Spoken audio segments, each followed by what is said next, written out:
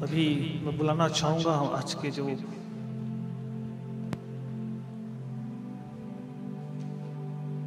बहन ईला खलखो वे सामने आए और परमेश्वर के वचन को हमारे बीच में परमेश्वर की उपस्थिति में हमारे सम्मुख रखें और हम सभी मिलकर उसकी संगति करते हुए हम आशीष को पाएं।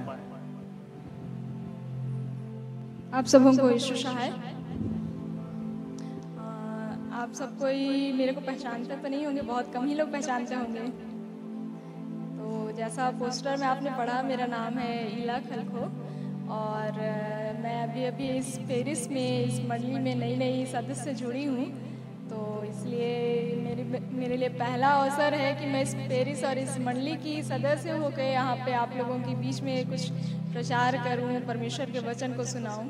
तो आइए हम लोग आज जो वचन परमेश्वर ने जो अगुवाई दिया है उसे हम सुनेंगे। तो उससे पहले हम लोग छोटी प्रार्थना करेंगे। आइए हम सब अपनी आँखों को बंद करेंगे और प्रार्थना करेंगे। सामर्थी दयालु ईश्वर पिता, हम धन्यवाद देते हैं पिता परमेश्वर कि तूने पिता परमेश्वर हम में से हर एक को पिता परमेश्वर जो यहाँ पर इस समय उपस्थित है पिता परमेश्वर, तूने अगुवाई किया कि पिता परमेश्वर हम यहाँ पिता परमेश्वर तेरे वचन को सुनने के लिए पिता आने पाते हैं पिता परमेश्वर। ये पिता परमेश्वर हम में से हर एक के मन हृदय को तू पिता परमेश्वर तैयार कर पिता, कि हम पिता परमेश्वर जो भी यहाँ वचन सुने पिता परमेश्वर, उस वचन में पिता परमेश्वर तेरी अगुवाई होने पाए पिता परमेश्वर। प्रभु जी, हम उस वचन को जो यहाँ सुनते हैं पिता परमेश्वर उसे अपने मन में और अपने हृदय में पिता परमेश्वर बसाने पाए और पिता परमेश्वर उसके द्वारा हम अपने जीवन को पिता परमेश्वर तेरे वचन के बताए मार्गों में पिता परमेश्वर चलाने पाए पिता। हे पिता परमेश्वर, हम पापी मनुष्य पिता परमेश्वर तेरे आगे पिता परमेश्वर आते हैं, अपने सारे पाप अपराधों को मानते हैं पिता परमेश्वर। तू हमारे सारे पाप अपराधों को क्षमा कर पिता, और पिता परमेश्वर हमें पिता परमेश्वर पूरे मन हृदय आत्मा के साथ पिता परमेश्वर तू ग्रहण कर पिता। इस समय को हम प्रभु जी तेरे हाथों में समर्पित करते हैं पिता परमेश्वर। तू इस समय हम में से हर एक के पूरे हृदय आत्मा को पिता परमेश्वर तू ही पिता अपने नियंत्रण में ले पिता परमेश्वर, ताकि पिता संसार की सारी बातें और पिता परमेश्वर जो भी पिता परमेश्वर समस्याएं होंगी और जो भी पिता परमेश्वर परेशानियां होंगी उन सभी को पिता परमेश्वर तेरे सामर्थी नाम से दूर कर पिता परमेश्वर, ताकि हम पिता पूरी भक्ति और गंभीरता के साथ पिता परमेश्वर तेरे वचन को सुनने पाए पिता। हे पिता परमेश्वर, प्रार्थना करती हूँ इस समय पिता परमेश्वर जो वचन पिता परमेश्वर तूने अपनी अगुवाई के द्वारा पिता परमेश्वर बताया है, उस वचन को पिता सुनाने में और पिता परमेश्वर तेरे लोगों के बीच में पिता परमेश्वर बताने में तू अपनी अगुवाई कर पिता। मेरे मुख के द्वारा तू आप बोल पिता परमेश्वर, ताकि पिता परमेश्वर यहाँ बोलने वाली मैं नहीं वरन पिता परमेश्वर तू आप हो पिता। और तेरे वचन को पिता परमेश्वर तू अपने इस बेटी के मुख से बोलते हुए पिता परमेश्वर तेरे लोगों के बीच में पहुँचा पिता। हे पिता परमेश्वर, सारी आदर भक्ति महिमा तुझे देते हैं पिता। इस छोटी सी दीनताई प्रार्थना को मांगते हैं, सुनकर दया से स्वर्ग राज ग्रहण कर ले, आमीन। तो आज का विषय सबको पता ही है ना? आज का विषय एक बार फिर से मैं पूछना चाहूंगी, आज का विषय क्या है? ठोकर का कारण। तो आज का विषय जो है वो ठोकर का कारण है। तो हम लोग किस रीति से ठोकर का कारण हो सकते हैं आप सबको पता है। जैसे अभी भाई विनय ने बताया यहाँ पे कि कैसा एक ठोकर का कारण हो सकता है हमारे जीवन में, चाहे वो अपने जीवन के व्यक्तिगत जो भी परेशानियां हो, चाहे वो हमारे जीवन में आने वाली और भी परेशानियों की वजह से हो। हम अपने जीवन में हर एक जन यहाँ पे ठोकर खाए हुए हैं। कोई ऐसा जन है क्या जो अभी तक अपने जीवन में ठोकर नहीं खाया है? किसी ना किसी बात में वो ठोकर खाया होगा, भले उसे इस बात का एहसास ना हुआ हो कि उसके जीवन में ठोकर लगी है, पर हर एक जन परमेश्वर हमें इस संसार में भेजे हैं, तो उसकी वजह से हम इस संसारिक जीवन में अपने जीवन को जब व्यतीत करते हैं तो हम में से हर एक को कभी ना कभी ठोकर लगती है। तो आज का विषय जो हमें मिलता है वो हम लोग खोलेंगे मरकुस उसका 9 अध्याय 42 पद से 50 पद। मरकुस उसका 9 अध्याय 42 पद से 50 पद, 42 से 50। मरकुस 9 42 से 50। तो मैं चाहती हूँ कि यहाँ पे जितने भी भाई बहन हैं उनमें से हर एक जितना भी यहाँ पे पद है, एक एक पद सब कोई पढ़ते जाएंगे।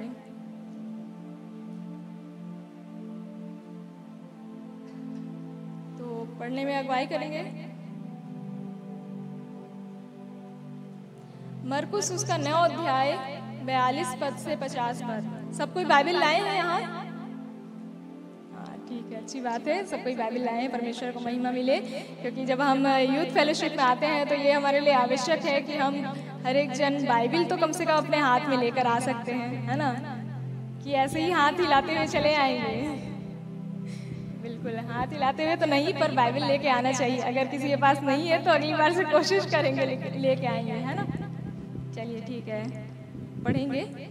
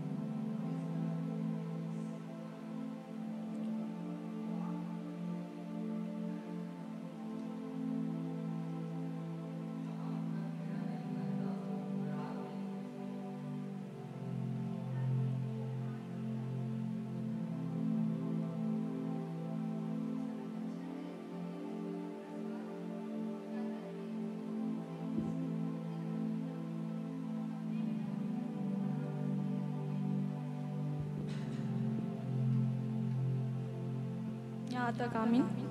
तो जैसा हमने अभी वचन में सुना, हर एक ने पढ़ा वचन, है ना?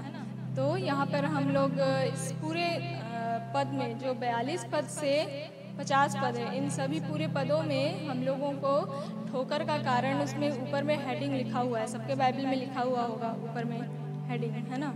तो ये सारी बातें जो यहाँ पर लिखी हुई है, इससे हम जान सकते हैं कि ठोकर का कारण कैसा हो सकता है। तो हम थोड़ा उसके ऊपर हम लोग मनन करेंगे। तो एक एक पद हम मनन करते जाएंगे। तो पहला पद है क्या? 42 पद में, जो कोई इन छोटों में से जो मुझ पर विश्वास करते हैं किसी को ठोकर खिलाए, तो उसके लिए भला यह है कि एक बड़ी चक्की का पाट उसके गले में लटकाया जाए और वह समुद्र में डाल दिया जाए। यहाँ पर एक विशेष बात जो है वो ये है कि परमेश्वर का वचन यहाँ पे क्या कहता है? किसी छोटों के बारे में बात कर रहा है। यहाँ पे किस छोटे व्यक्ति के बारे में या किस छोटे के बारे में बात कर रहा है इस वचन, यहाँ पर वचन।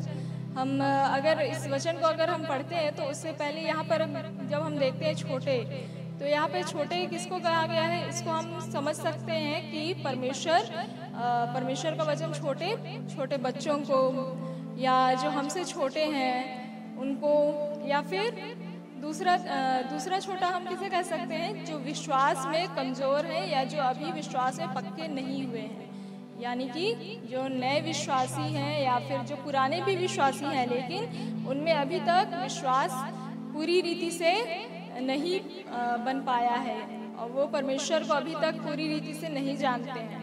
ऐसे लोगों को हम क्या कह सकते हैं? छोटे, है ना?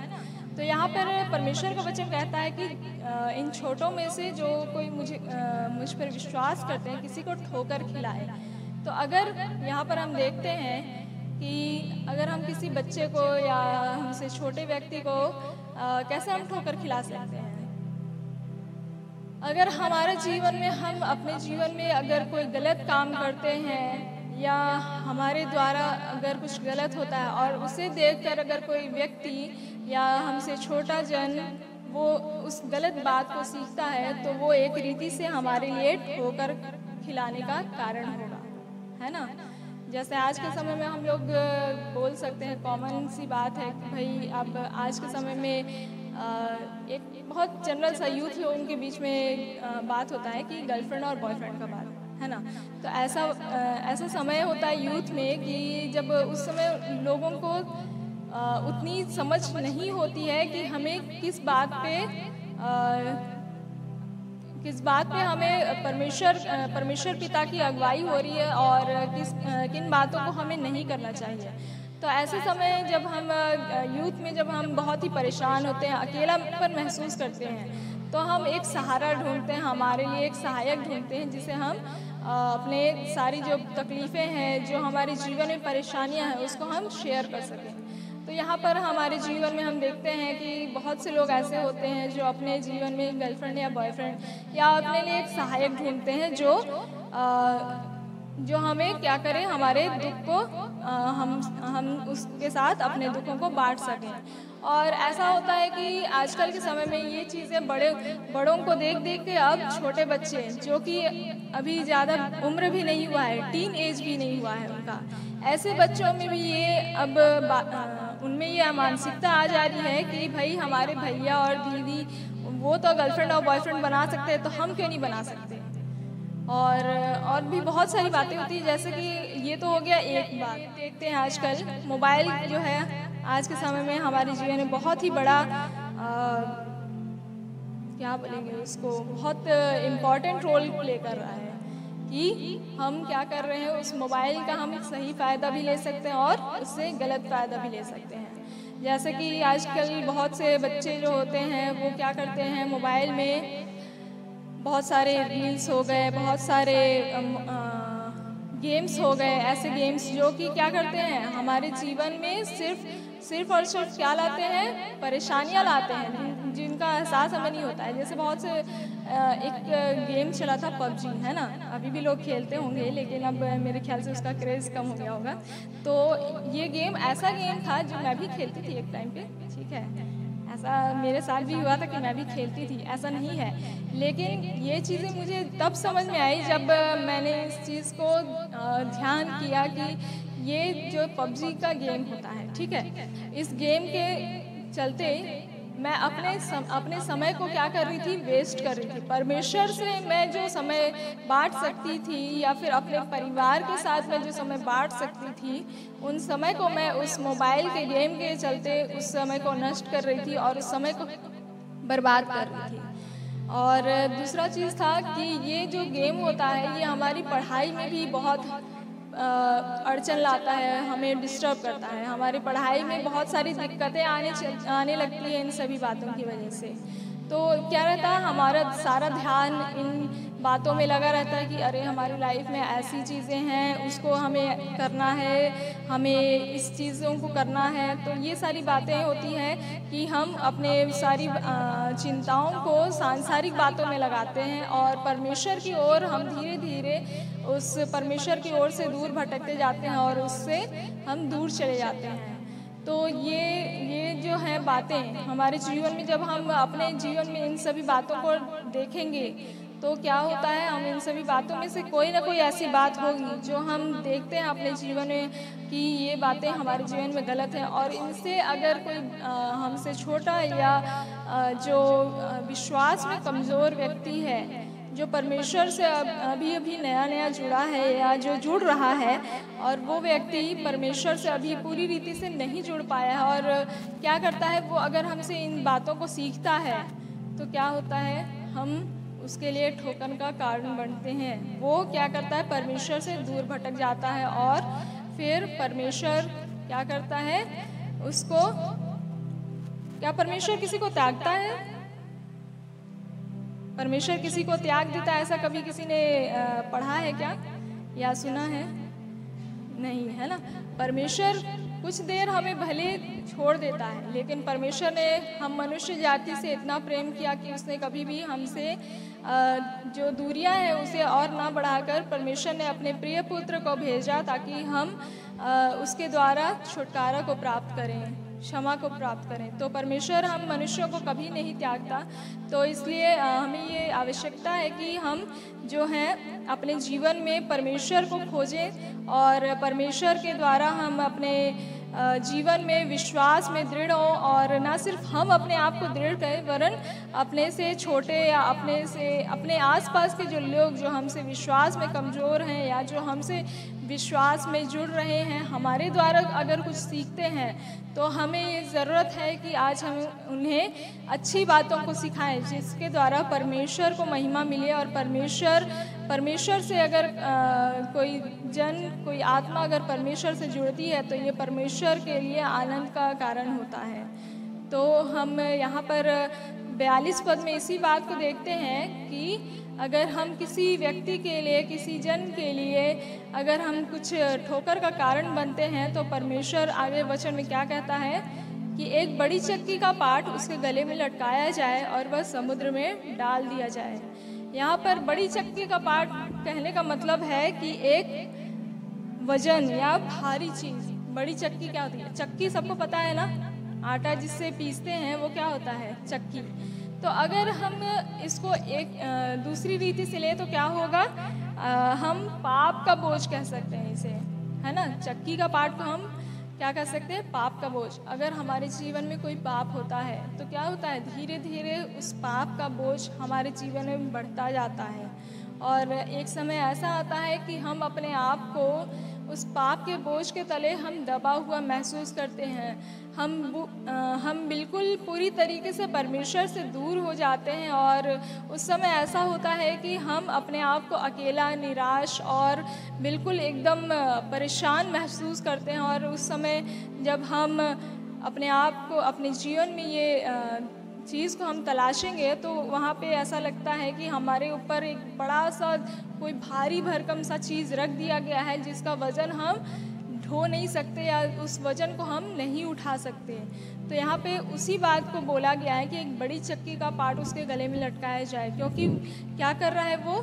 परमेश्वर के जन को वो ठोकर का कारण, परमेश्वर के जन के लिए वो ठोकर का कारण बन रहा है। और आगे यहाँ पे लिखा हुआ है कि वह समुद्र में डाल दिया जाए।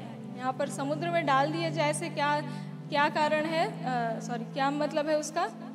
समुद्र से मतलब है कि नर्क को हम नर्क को कह सकते हैं कि वो समुद्र है ना। समुद्र यानी कि बहुत ही गहरा जगह जहाँ पे बहुत अंधेरा ही अंधेरा होता है। तो हम नर्क की तुलना उस समुद्र से कर सकते हैं कि समुद्र में किसी अगर मनुष्य को अगर हम डाल देंगे तो क्या होगा? उस मनुष्य के लिए वहाँ पर,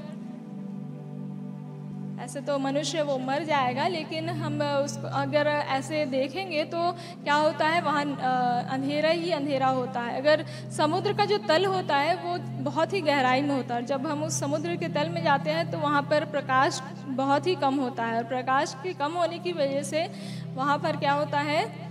बहुत अंधेरापन महसूस होता है और वहाँ पर जब कोई व्यक्ति अगर जाता है तो उसे बिल्कुल अकेलापन महसूस होगा।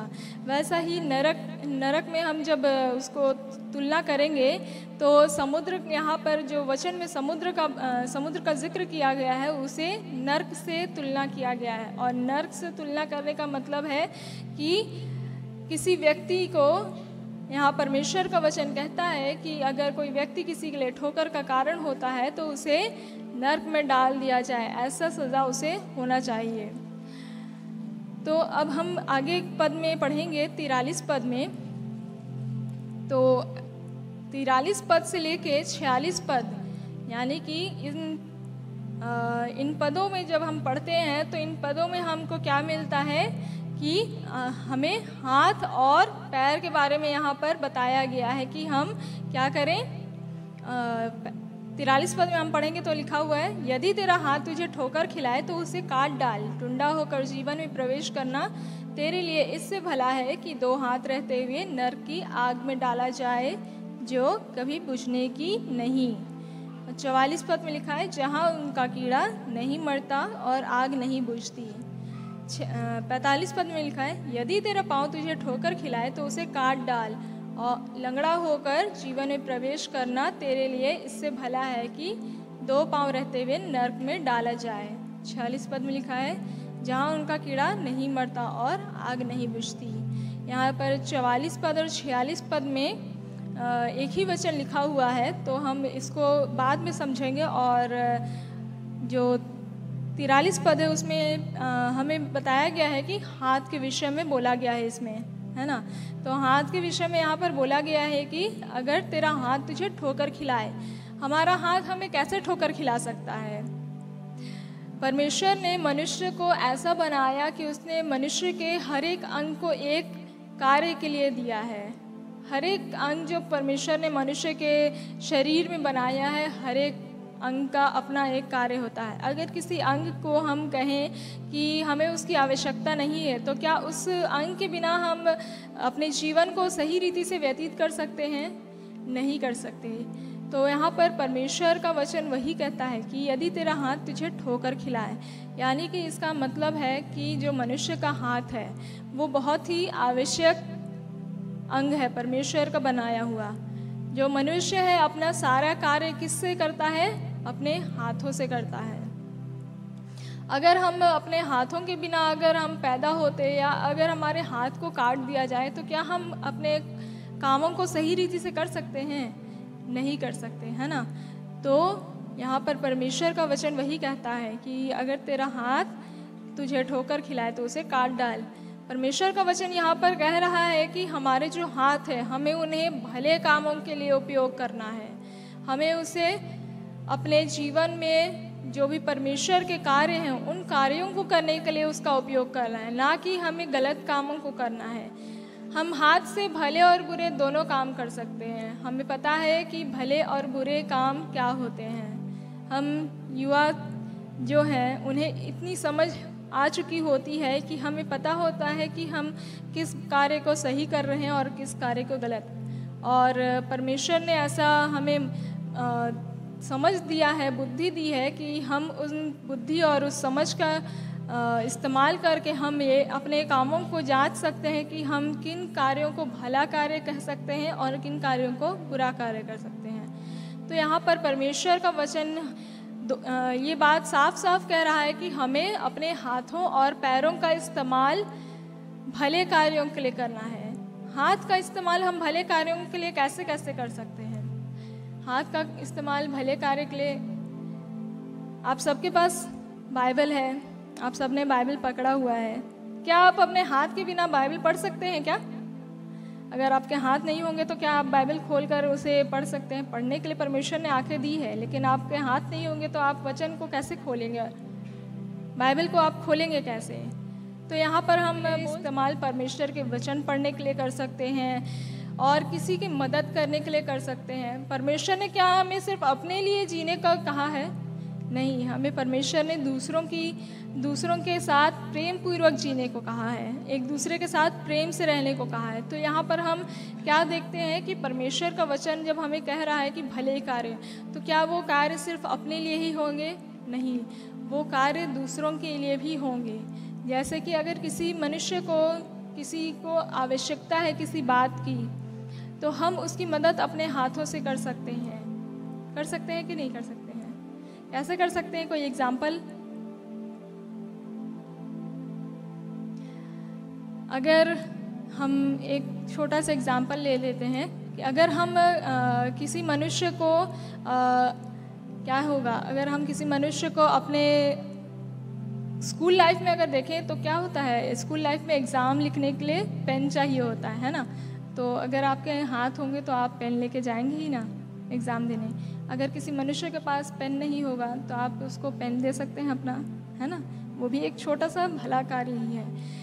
भला कार्य यहाँ पर चाहे छोटा हो चाहे बड़ा हो, परमेश्वर हर एक कार्यों को देखता है। यहाँ पर हम भले कार्य किसी भी रूप में कर सकते हैं। जितना हो सके हमें भले कार्यों को करना है। हम लोगों की भलाई कर सकते हैं। और हम अगर धार्मिकता के रूप में देखेंगे तो हम भले कार्य कैसे कर सकते हैं? हम परमेश्वर के वचन को लोगों तक पहुंचाकर भले कार्य कर सकते हैं। हम लोगों के बीच जाएं, परमेश्वर के वचन को वहाँ पर उनके लिए पढ़ कर सुनाएं। जो परमेश्वर के वचन को पढ़ नहीं सकते, ऐसे लोगों के बीच में हम परमेश्वर के वचन को पढ़ कर सुनाएं और ऐसे हम परमेश्वर के भले कार्य कर सकते हैं। हमारे हाथ दान देने के लिए जब आगे आते हैं तो वो भी एक भला कार्य है। परमेश्वर के राज्य की वृद्धि के लिए जब हम दान करते हैं तो वो एक भला कार्य है, जिसके द्वारा न सिर्फ हम अच्छा कार्य कर रहे हैं वरन हम किसी दूसरे व्यक्ति के लिए भी हम एक भला कार्य के लिए आगे आ रहे हैं, ताकि उसको परमेश्वर का वचन सुनाया जा सके, उसको परमेश्वर के वचन को बांटने के लिए जो हमारे पुरोहित हैं, हमारे जो पादरी और प्रचारक साहब हैं, उनको भेजा जा सके। ऐसे हम परमेश्वर के लिए भले कार्य कर सकते हैं। और भी बहुत सारे कार्य हैं जिसे हम भले कार्य कह सकते हैं। लेकिन बुरे कार्य क्या होते हैं ये भी सबको पता है। आमतौर पे आज हम देखते हैं, एक मोबाइल को ही हम ले लेते हैं। अगर मैं सिर्फ भाइयों की बात करूँगी तो वो गलत हो जाएगा ना। बहनें भी आजकल सभी चीज़ों में बढ़ चढ़ कर आगे आ रही हैं। तो मोबाइल भी क्या है, एक हम उसका सही इस्तेमाल भी कर सकते हैं और गलत इस्तेमाल भी कर सकते हैं। जैसे मैंने अभी बताया कि गलत कार्य कैसे हो सकते हैं मोबाइल के ज़रिए, और सही कार्य कैसे हो सकता है मोबाइल के ज़रिए। तो हम सही कार्य मोबाइल के ज़रिए ऐसा कर सकते हैं कि हम परमेश्वर, जैसे अभी हम यहाँ पर एक समाज के रूप में, एक सभा के रूप में जब हम एकत्रित हुए हैं, तो उसी रीति से परमेश्वर का वचन जो है आजकल हमें ऑनलाइन भी मिलता है। तो हम परमेश्वर के वचन को हम ऑनलाइन यूट्यूब के ज़रिए, जूम मीटिंग के ज़रिए और बहुत सारे रूप होते हैं जिससे हम परमेश्वर के वचन मोबाइल के ज़रिए सुन सकते हैं। और दूसरा चीज़ है कि हम परमेश्वर के गीतों को हम अपने मोबाइल के ज़रिए सुन सकते हैं। अगर हम जो फिल्मी गीत होते हैं वो सुनते हैं तो क्या है, वो एक तरीके से हम क्या कर रहे हैं, एक गलत कार्य कर रहे हैं। परमेश्वर के जो गीत होते हैं वो हमें हमारे जीवन को धार्मिकता के मार्ग में आगे बढ़ाते हैं। लेकिन जब हम उसी चीज़ को हम अगर फिल्मी गीतों को और जो भी सांसारिक गीत हैं उनको सुनते हैं तो वो सिर्फ सुनना अलग चीज़ है, लेकिन जब हम उनको सुनते हैं, बार बार सुनते हैं, तो क्या होता है, उनके जो शब्द हैं, उनके जो बोली है वो क्या हो जाती है, हमारी ज़बान पे आ जाती है। और जब हम अपने ज़बान से, जो परमेश्वर ने हमें दिया हुआ है, इस मुंह से हम परमेश्वर के बातों को छोड़ दूसरी बातों को, जो गलत बातें हैं, उन्हें करते हैं, तो वो हमारे द्वारा गलत काम होता है। तो हम यहाँ पर परमेश्वर के गीतों को भी हम ऑनलाइन सुनकर या और भी रीति से हम परमेश्वर के गीतों को सीख सकते हैं। हमें बहुत सारे ज़रिए हैं परमेश्वर के अच्छे और भले कार्यों को करने के लिए, और बहुत सारे ज़रिए होते हैं परमेश्वर के विरुद्ध जाकर गलत कार्यों को करके। तो मुझे बताने की आवश्यकता नहीं है, मैं समझती हूँ कि गलत कार्य क्या हैं। भाइयों को सभी को पता है कि आज के समय में गलत कार्य क्या होते हैं जो हम अपने हाथों के ज़रिए करते हैं, और बहनों को भी पता है कि हम गलत कार्य किस किस रीति से कर सकते हैं अपने हाथों के द्वारा, है ना। तो हमें आवश्यकता है कि हम अपने हाथों को गलत कार्य ना करने दें, और अगर हमारे हाथ अनजाने में अगर किसी गलत कार्य को करते हैं तो यहाँ पर परमेश्वर का वचन कहता है कि तेरा हाथ तुझे ठोकर खिलाए तो उसे काट डाल। यानी कि हमें परमेश्वर का वचन बताता है कि अपने हाथ को हमें या तो उन गलत कार्यों को करने से रोकना है, या फिर हमें अपने उस हाथ को काट कर अपने आप से अलग कर देना चाहिए। यानी परमेश्वर का वचन यहाँ पर बोल रहा है कि हमारे जीवन जो है, अगर हम किसी गलत कार्य को करते हैं, अगर हमारे द्वारा अनजाने में भी गलत कार्य होता है, अगर हमारा एक हाथ अगर गलत कार्य करता है तो क्या होगा, उसका असर हमारे पूरे शरीर में पड़ेगा। हमारा जो देह है परमेश्वर का मंदिर है, तो हमें उस मंदिर को गंदा होने से, उसे अशुद्ध होने से बचाने के लिए हमें क्या करना पड़ेगा, अगर कोई जगह गंदी हो जाती है तो हम क्या करते हैं, उसे धोते हैं, साफ़ करते हैं। या फिर अगर कोई चीज़ अगर ख़राब हो रही है तो क्या करते हैं, उस ख़राब होने वाली चीज़ों में से अगर बहनों के रूप में अगर मैं एक उदाहरण ले लूँ, तो अगर कोई सब्ज़ी है, ठीक है, सब्ज़ी काट रहे हैं, अगर उसमें मान लीजिए कि अगर सब्ज़ी में कहीं पर खराबी है या कहीं कीड़ा लगा है, तो क्या करते हैं, उस पूरे सब्ज़ी को तो नहीं फेंकते, लेकिन क्या करते हैं, जब सब्ज़ी काटते रहते हैं उस समय उस गंदी चीज़ को या उस ख़राब चीज़ को, उस ख़राब हिस्से को काट कर अलग कर देते हैं। तो क्या होता है, उससे बाकी सब्ज़ी जो होती है वो बर्बाद होने से बच जाती है। वैसा ही परमेश्वर का वचन आज हमें कह रहा है कि हमें आवश्यकता है कि हम अपने शरीर को ख़राब होने से या अपने शरीर को गंदा होने से बचाने के लिए क्या करें। अगर हमारा एक हाथ हमें ठोकर खिलाए तो उस हाथ को हमें अपने से अलग कर देना चाहिए, क्योंकि टुंडा होकर जीवन में प्रवेश करना तेरे लिए इससे भला है कि दो हाथ रहते हुए नरक की आग में डाला जाए, जो कभी बुझने की नहीं। यानी परमेश्वर का वचन यहाँ पे साफ साफ बता रहा है कि हमें अपने शरीर को परमेश्वर के योग्य बना के रखना है, तभी हम उस नरक की आग से बच सकते हैं और परमेश्वर के उस अनंत जीवन के उस स्वर्ग के राज्य में हम प्रवेश कर सकते हैं। तो उसी रीति से यहाँ पर हम पैरों के बारे में भी पढ़ते हैं 45 पद में, यदि तेरा पाँव तुझे ठोकर खिलाए तो उसे काट डाल। लंगड़ा होकर जीवन में प्रवेश करना तेरे लिए इससे भला है कि दो पाँव रहते हुए नरक में डाला जाए। यहाँ पर पैर के विषय में हम जब पढ़ते हैं तो हम जानते हैं कि हम पैर के द्वारा हम गलत कार्य कैसे कर सकते हैं। क्या लोगों को पता है कि यहाँ पर पैर के द्वारा गलत काम कैसे हो सकते हैं? जब हमारे पैरों से जब हम कहीं गलत दिशा में जाते हैं, हम पैर से क्या करते हैं, चलते हैं, दौड़ते हैं, खेलते हैं, है ना। तो ये सारी चीज़ें तो पैर से ही होती हैं। हाथ से हो सकती है क्या चलना? नहीं हो सकती ना। तो पैर परमेश्वर ने चलने के लिए दिए हैं। तो यहाँ पर हम जब देखते हैं तो परमेश्वर ने जो पैर हमें दिए हैं, उन पैरों का इस्तेमाल हम क्या करते हैं, अगर गलत जगह गलत स्थानों में जाने के लिए करते हैं, और अगर हम गलत लोगों के साथ संगति करने के लिए अपने पैरों का इस्तेमाल करते हैं, उनके पास जाकर, उनके साथ बैठकर, उनके साथ बातें करके और उनके साथ जो भी गलत कार्य वे कर रहे हैं उनके साथ करके, तो ये क्या है, हमारे पैरों के द्वारा उठाए जाने वाले गलत कदम हैं। और उस पैर को जब हम अपने शरीर से अलग नहीं करेंगे तो वो पैर क्या होगा, बार बार उसी तरफ जाएगा, है ना। तो यहाँ पर परमेश्वर का वचन इसीलिए कहता है कि लंगड़ा होकर जीवन में प्रवेश करना भला है कि दो पाँव रहते हुए नरक में प्रवेश किया जाए। यानी परमेश्वर का वचन यहाँ पर कहता है कि जब हम गलत कार्य अपने पैरों के द्वारा अगर हमसे अनजाने में होता है,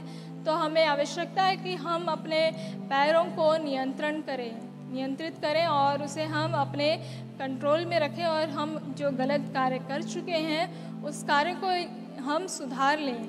अगर हम नहीं सुधार सकते तो हमारे लिए ये ज़रूरी है कि हम उस पैर को अपने से काट कर अलग कर दें, तभी हम उन गलत कार्यों को करने से बच सकते हैं।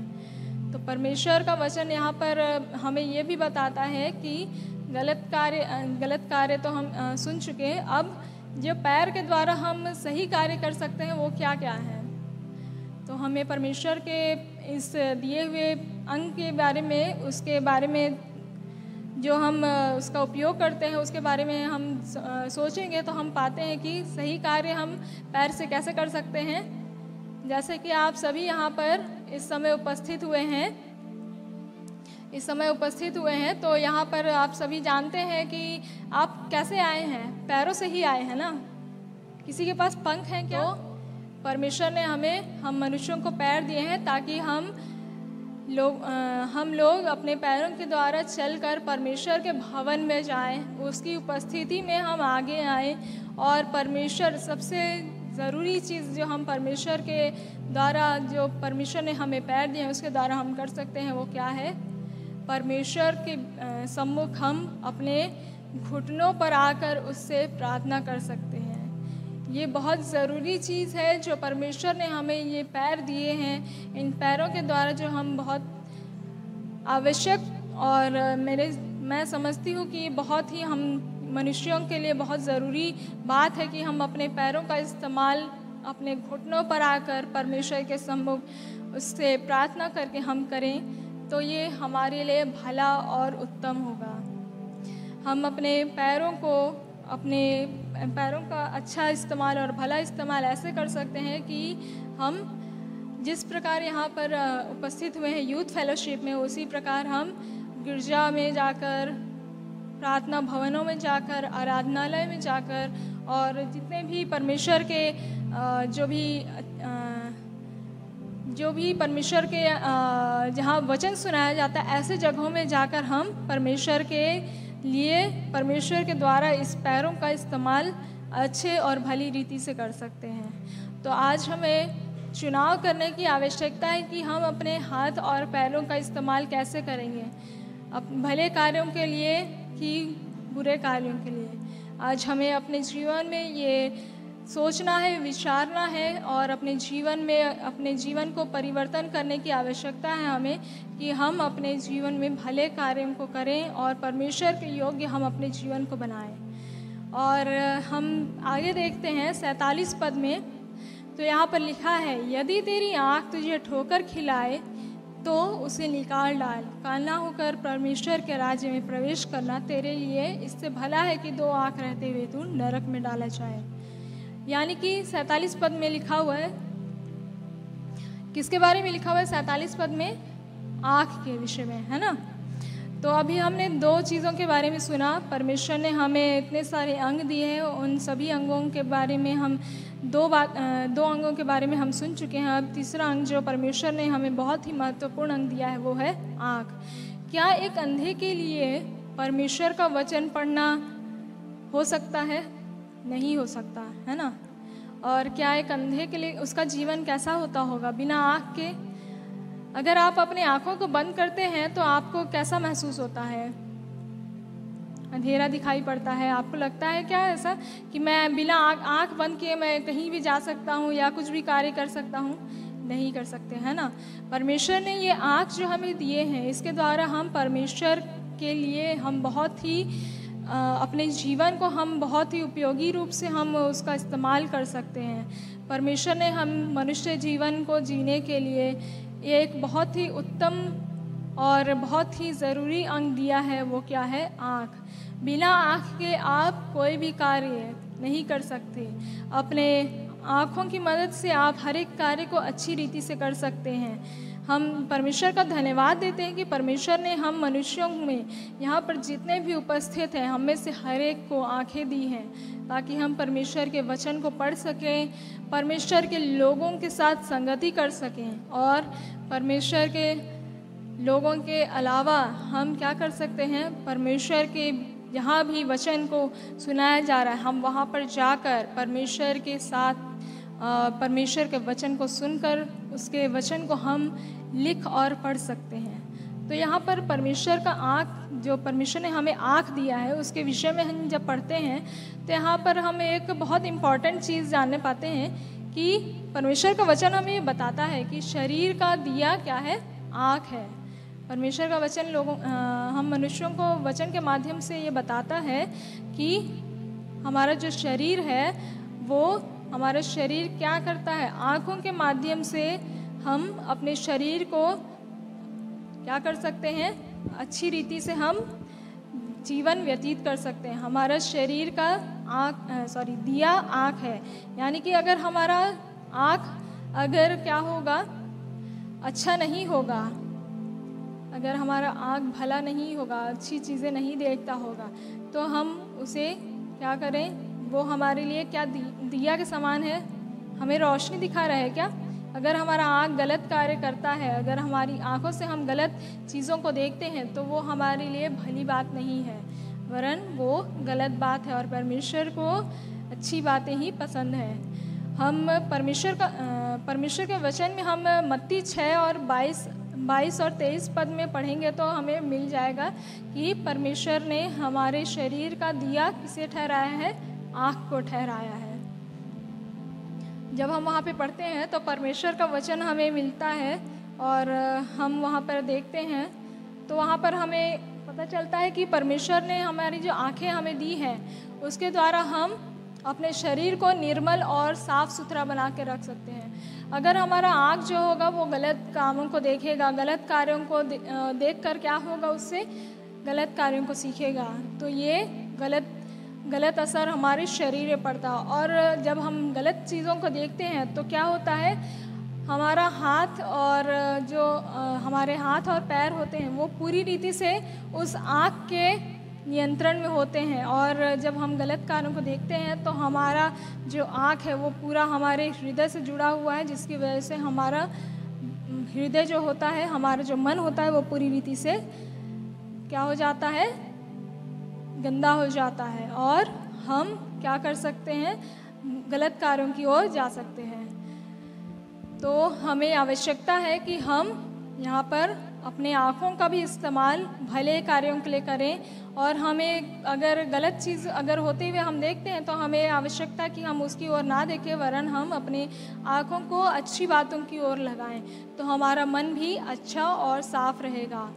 और परमेश्वर का वचन यहाँ पर हम बताता है कि परमेश्वर ने हमें हमारे शरीर को क्या किया है, अपनी आँखों की पुतली के समान कहा है।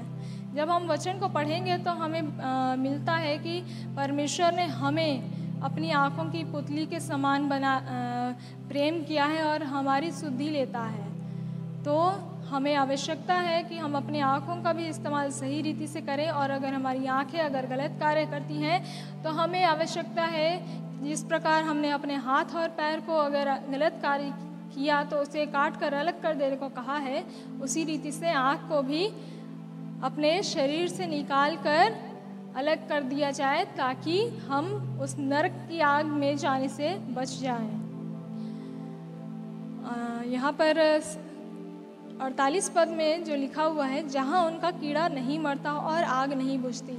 यहाँ पर हम देखते हैं 44 पद, 46 पद और 48 पद, इन तीनों पदों में एक ही बात लिखी गई है। और ये क्या बता रही है, ये हमें चेतावनी दे रही है कि नरक कैसा है। नरक बहुत ही भयानक है, जहाँ पर क्या होता है, आग ही आग है, जहाँ उसकी आग कभी नहीं बुझती। और जो उसमें जो भी कीड़ा होता है, जब हम मरेंगे तो हमारी जो आत्मा होगी, जब वो नरक में जाएगी तो वहाँ पर जो कीड़ा होगा वो क्या करेगा, हमारी आत्मा को खाता रहेगा और हम बस वहाँ पर तड़पते रहेंगे और उस आग में जलते रहेंगे। तो ये क्या हम में से हर एक ऐसा चाहता है क्या कि कोई नरक में जाए? ऐसा कोई भी व्यक्ति नहीं है जो नरक में जाने की इच्छा रखता है।